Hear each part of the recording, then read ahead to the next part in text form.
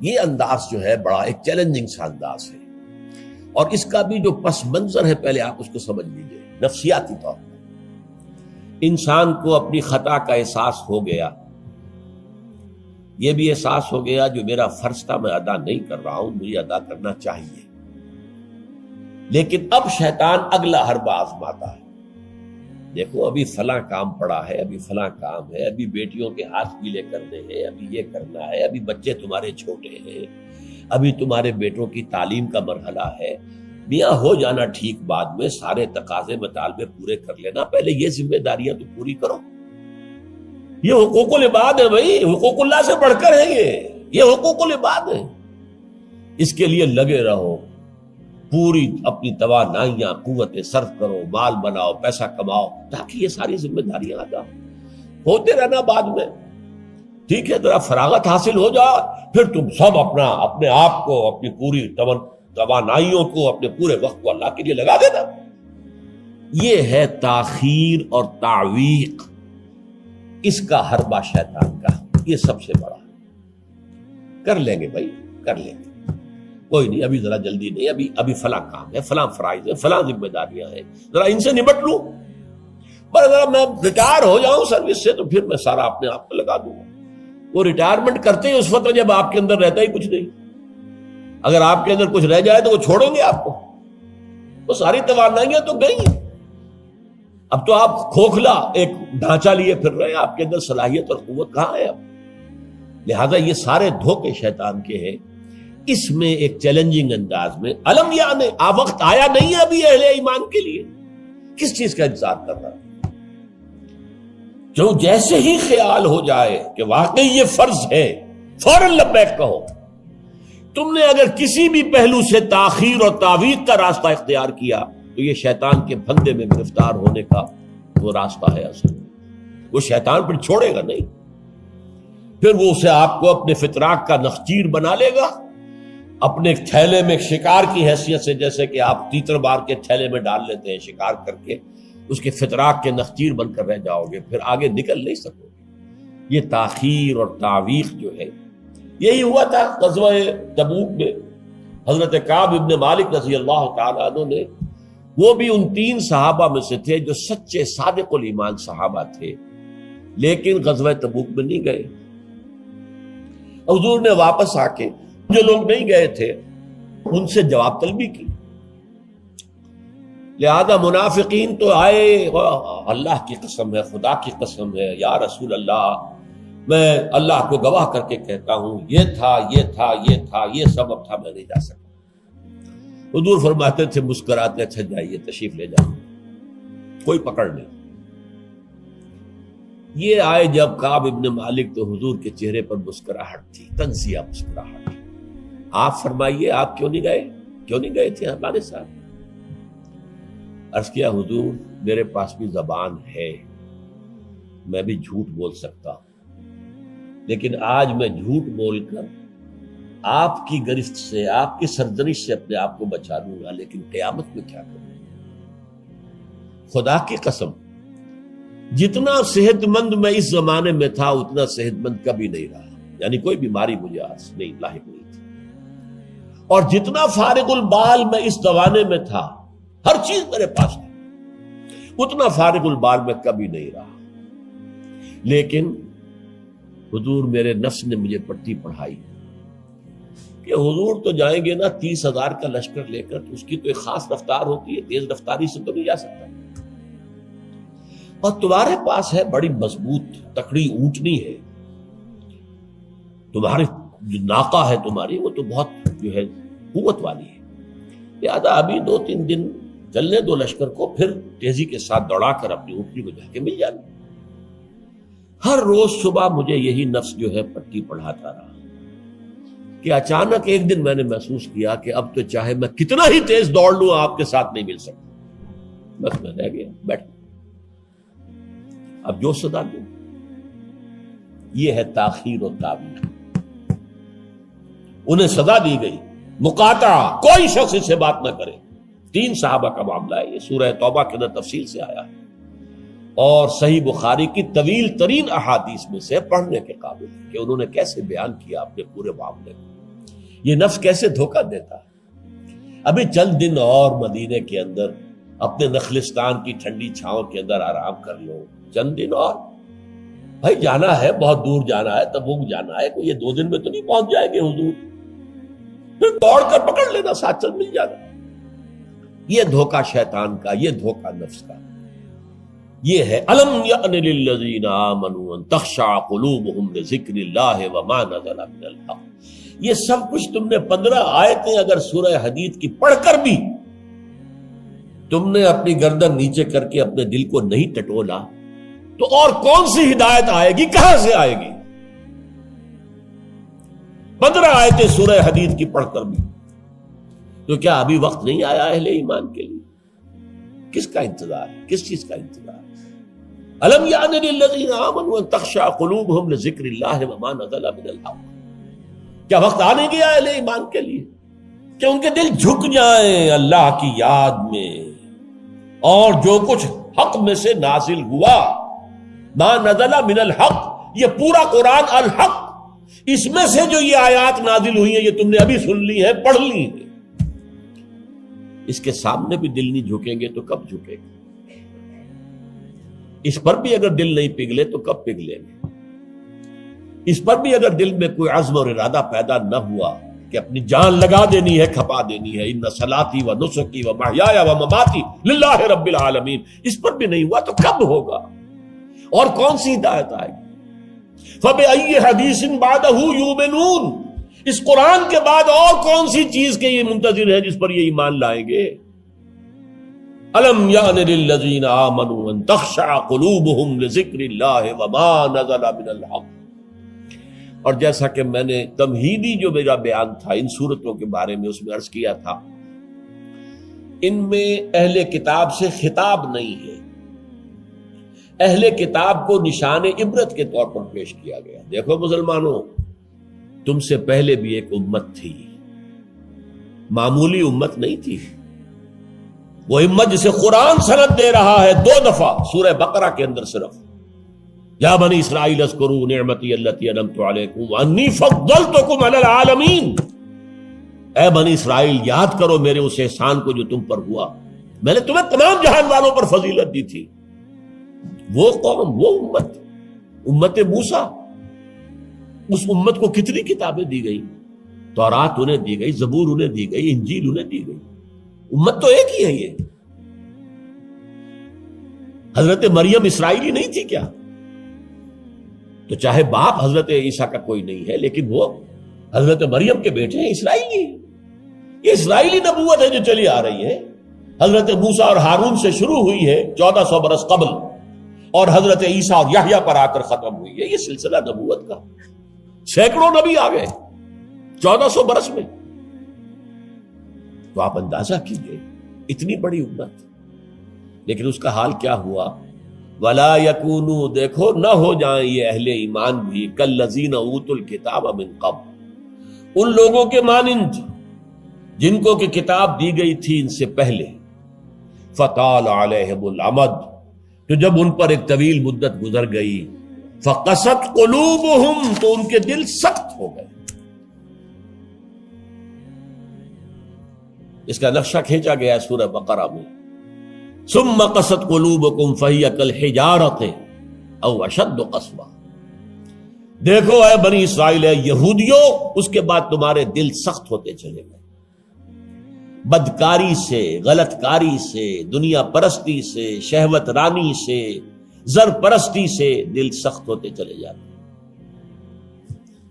حضور نے فرمایا جب انسان ایک گناہ کرتا ہے دل کے اوپر ایک داغ پڑتا ہے، اگر توبہ کرے گا تو صاف ہو جائے گا، توبہ نہیں کرے گا پھر گناہ کرے گا، پھر داغ پڑے گا، پھر پڑے گا، پھر داغ پڑے گا، پھر یہاں تک کہ پورا دل سیاہ ہو جاتا ہے۔ اور حضور نے اپنی مٹھی بند کر کے کہا ایسے ہو جاتا ہے، اب اس میں کوئی ہدایت داخل نہیں ہو سکتی، بند ہو گئی۔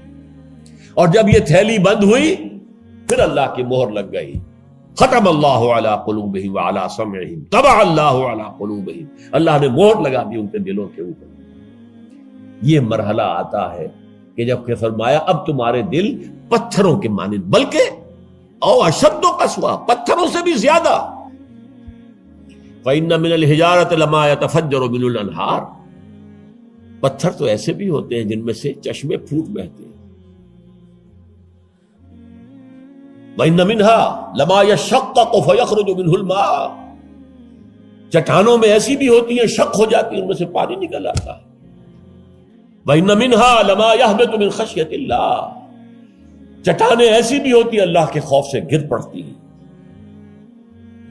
وَمَا اللَّهُ بِغَافِلٍ عَمَّا تَعْمَلُونَ، تمہارے دل ان سے بھی سخت ہو چکے ہیں اور اللہ بے خبر نہیں ہے اس سے کہ جو تم کر رہے ہیں.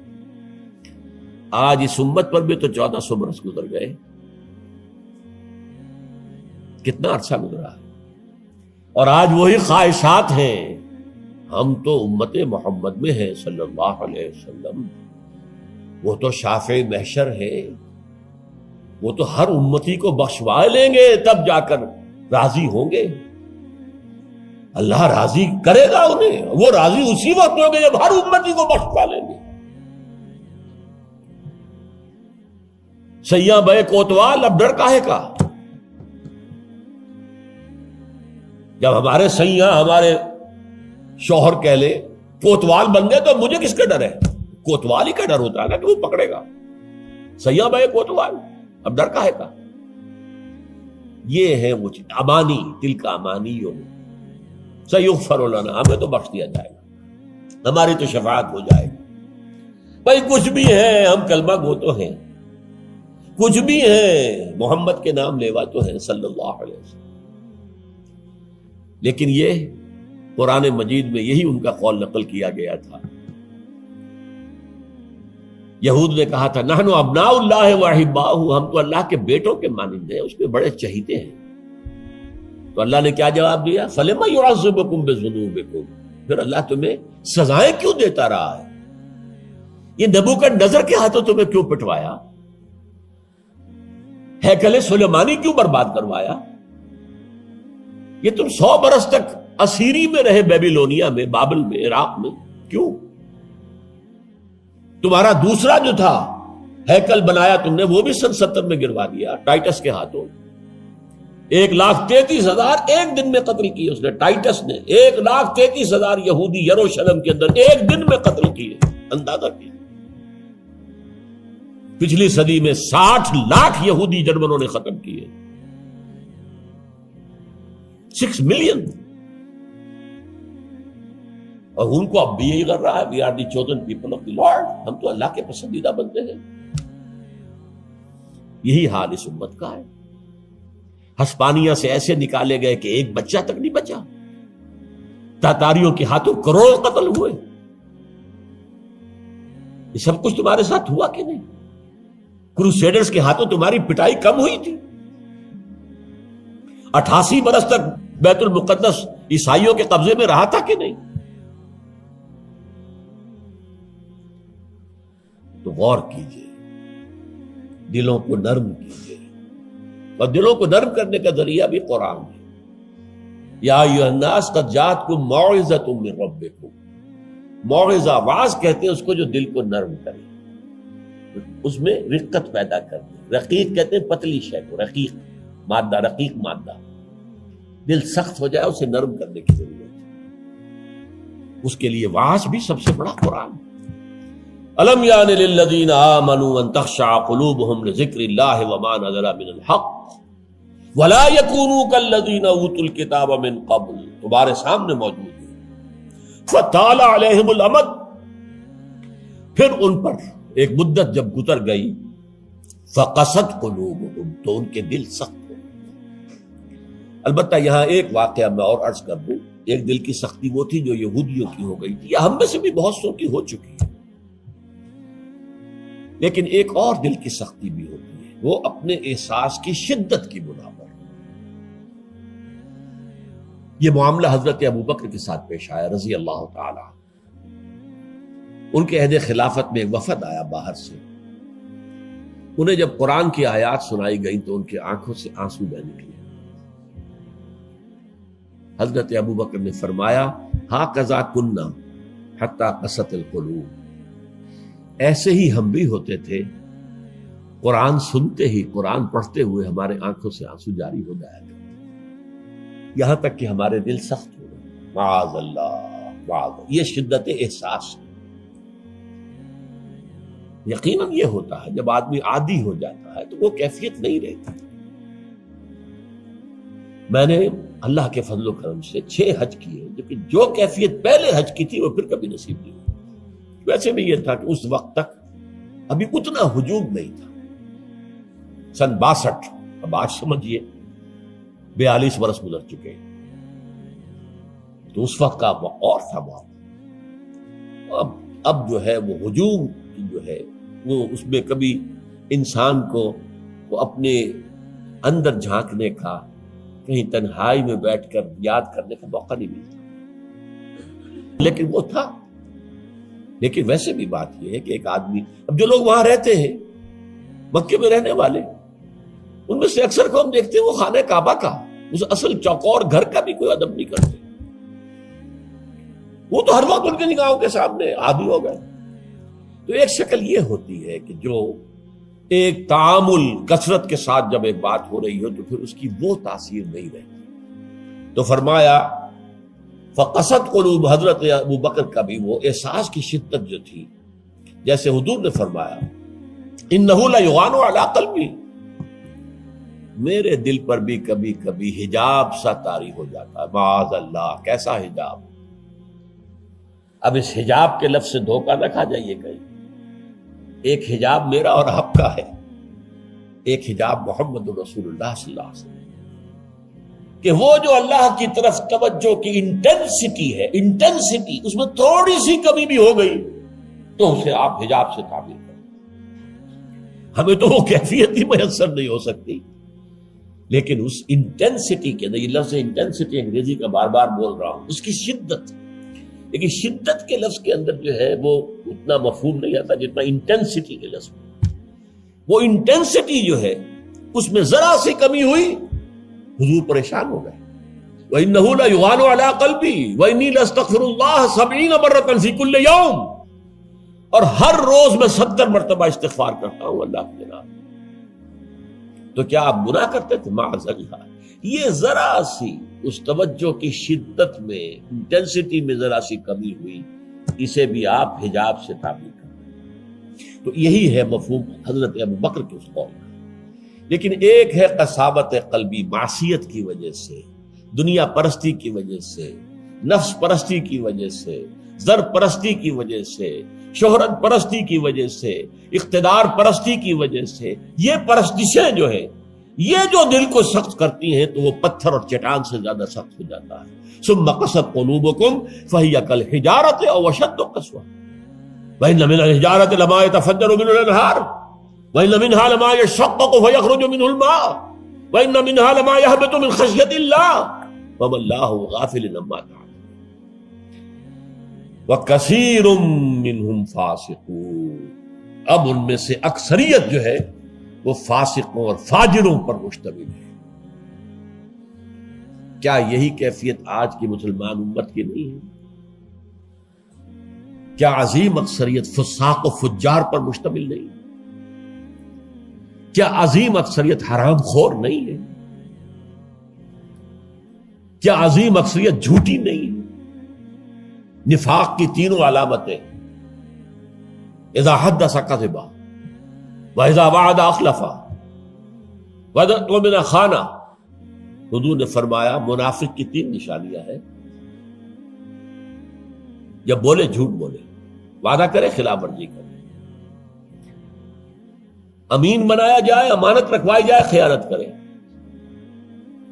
یہ الفاظ ہیں بخاری شریف کے بھی اور مسلم شریف کے بھی، اور مسلم شریف میں اضافی الفاظ ہیں وَلَوْ صَامَ وَصَلَّى وَزَعَمَ أَنَّهُ مُسْلِمٌ۔ خواہ ایسا شخص روزہ رکھتا ہو، نماز پڑھتا ہو، اپنے آپ کو مسلمان سمجھتا ہو، لیکن منافق ہے۔ یہی جو میں نے شروع میں آج بات کہی تھی، ایک نفاق ہے شعوری، ایک غیر شعوری۔ وہ منافق سمجھتے تھے ہم عقل مند ہیں، یہ بے وقوف ہے۔ وَإِذَا قِيلَ لَهُمْ آمِنُوا كَمَا آمَنَ النَّاسُ قَالُوا أَنُؤْمِنُ كَمَا آمَنَ السُّفَهَاءُ۔ جب ان سے کہا جاتا بھلے لوگوں، جیسے اور لوگ ایمان لائے ویسے ایمان لاؤ، جیسے وہ اللہ کی پکار پر لبیک کہنے کو ہر وقت تیار رہتے ہیں، کہتے ہیں ہم ان بے وقوفوں کی طرح ایمان لائیں۔ یہ تو پاگل ہیں، بے وقوف ہیں، فینیٹکس ہیں۔ فنڈامنٹلسٹ ہیں، ایکسٹریمسٹ ہیں. ہم تو ماڈریٹ اور بڑا روشن خیال اسلام جو ہے اس کے قائل ہیں. جب ان سے کہتا تھا فساد مت مچاؤ، کہتے تھے ہم تو مسلح ہیں بھائی، ہم تو چاہتے ہیں صلح. یہ محمد ہے صلی اللہ علیہ وسلم جنہوں نے اب یہ جنگ کا بازار گرم کر دیا. کیا ضرورت تھی؟ مکے میں 13 برس تبلیغ کرتے رہے، کوئی ہاتھ نہیں اٹھایا، یہی پروسیس جاری رہتا. خامخواہ یہ جنگ کا سلسلہ شروع کر دیا، کیا فائدہ؟ یہ بھی کہا جا سکتا ہے جس دشمن کو گڑ دے کر مارا جا سکتا اسے زہر کا کو دینا ہے. بھائی تمہاری تعلیم اتنی اعلیٰ ہے، اتنی عمدہ ہے، فطرت کے مطابق ہے، پھیلاؤ. لیکن محمد کی سنت کچھ اور ہے، اسوہ محمدی کچھ اور ہے صلی اللہ علیہ وسلم. اس کے لیے منہج انقلاب نبوی میری کتاب کا مطالعہ کیا، تب پتہ چلے گا انقلاب کسے کہتے ہیں. اور یہ رسول انقلاب تھے صلی اللہ علیہ وسلم. بہرحال کثیر منہم فاسقون، جو بات کہی گئی ان اہل کتاب کے لیے اس وقت، آج وہ ہم پر راست آ رہی ہے. اللہ تعالی ہمیں اس سے نکلنے، توبہ کرنے، اللہ کی جناب میں سر جھکانے، اللہ کی کتاب کے سامنے سر جھکانے کی اللہ تعالی ہمیں توفیق عطا فرمائے.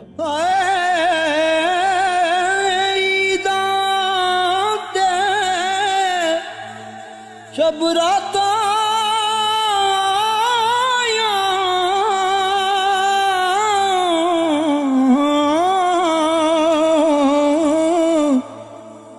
سب لوگ گران آئے،